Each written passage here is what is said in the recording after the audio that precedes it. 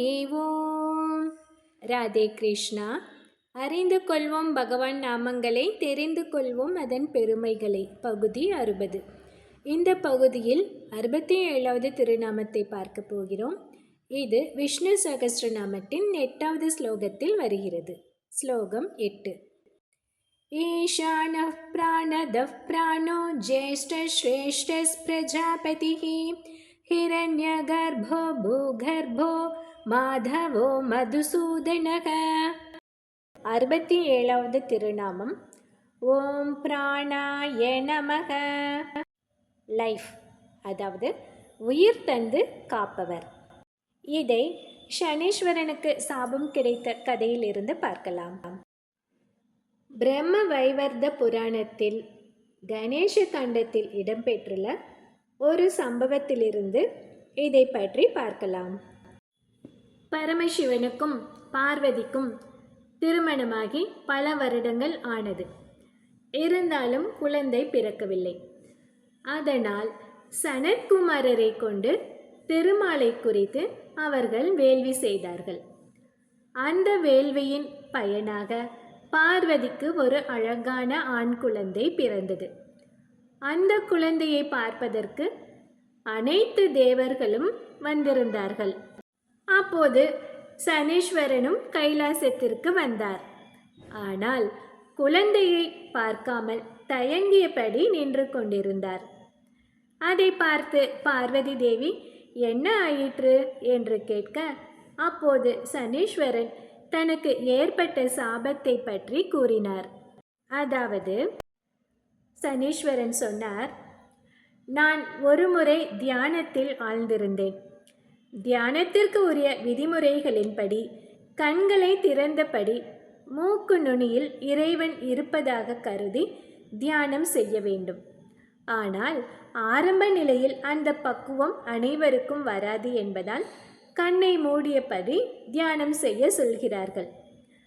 நான் தியானத்தில் நல்ல பக்குவ நிலையை அடைந்தபடியால் ஒரு நாள் இரவு முழுவதும் கண்களை திறந்த நிலையில் திருமாலை தியானித்து பரவசம் அடைந்தேன். என் கண்ணெதிரே இருக்கும் எந்த பொருளும் எனக்கு தெரியவில்லை. எங்கும் திருமால் மட்டுமே தெரிந்தார். அடுத்த நாள் காலை தியானம் கலைந்தது. அப்போது என் எதிரே என் மனைவி மந்தா நின்று கொண்டிருந்தாள். நான் அவளை பார்த்து, அன்பே, என்ன வேண்டும் என்று கேட்டேன். அவளோ கோபமாக, என்ன வேண்டும் என்று கேட்கிறீர்கள்? இரவு முழுவதும் உங்கள் முன் நின்று கொண்டே இருந்தேன். ஆனால் என்னை நீங்கள் கண்டு கொள்ளவே இல்லை. இப்போதுதான் உங்கள் கண்களுக்கு நான் தெரிகிறேனா என்றாள். நான் தியானத்தில் இருந்ததால் உன்னை காண முடியவில்லை என்று நான் விளக்கமாக சொல்லியும் அதை ஏற்காத மந்தா, என்னை பார்க்காத நீங்கள் இனி வேறு யாரையும் பார்க்கவே கூடாது. இனி நீங்கள் எந்த பொருளை ஆசையுடன் பார்த்தாலும் அது வெடித்து தூள் தூளாகும் என்று சபித்து விட்டாள். இதுதான் சனீஸ்வரனுக்கு கிடைத்த சாபத்தின் கதை. அப்போது சனீஸ்வரன் சொன்னார், இப்போது உங்கள் குழந்தையை நான் ஆசையுடன் பார்த்தால் உங்கள் குழந்தைக்கும் ஆபத்து ஏற்படுமோ என்று என் மனம் பதறுகிறது என்றார். அதெல்லாம் என் குழந்தைக்கு ஒன்றும் ஆகாது, வாருங்கள் என்று சனீஸ்வரனை அழைத்து சென்றாள் பார்வதி தேவி. சனீஸ்வரன் ஆசையுடன் பார்த்தவுடன் அவர் பயந்தது போலவே குழந்தையின் தலை சுக்குநூறாக வெடித்து சிதறியது. அதை கண்ட பார்வதியின் உள்ளமும் சிதறியது. முடவனே, நீண்ட நாட்கள் கழித்து எனக்கு பிறந்த குழந்தையை கொன்றுவிட்டாயே என்று புலம்பினாள் பார்வதி தேவி. தன் குழந்தைக்கு உயிரளிக்குமாறு திருமாலிடம் வேண்டினாள். அடுத்த நொடியே கருடன் மேல் அமர்ந்து புறப்பட்டார் திருமால். ஒரு காட்டில் பெண் யானைகளால் சூழப்பட்டு ஒரு ஆண் யானை உறங்கிக் கொண்டிருப்பதை கண்டார். அதன் தலையை கொய்து பார்வதிக்கு பிறந்த குழந்தையின் கழுத்தில் இணைத்தார். இறந்த குழந்தை உயிர் பெற்று எழுந்தது. யானை முகம் கொண்ட விநாயகர் இப்படிதான் உருவானார். அப்போது திருமாலின் படைத்தளபதியான விஸ்வக்சேனரின் படையிலுள்ள தும்பிக்கை ஆழ்வார் எனப்படும் கஜானனரை போன்ற உருவம் என் மகனுக்கும் கிட்டிவிட்டதே என்று பரமசிவன் மகிழ்ந்தார். இந்த புராணத்திலிருந்து நாம் என்ன அறிகிறோம்?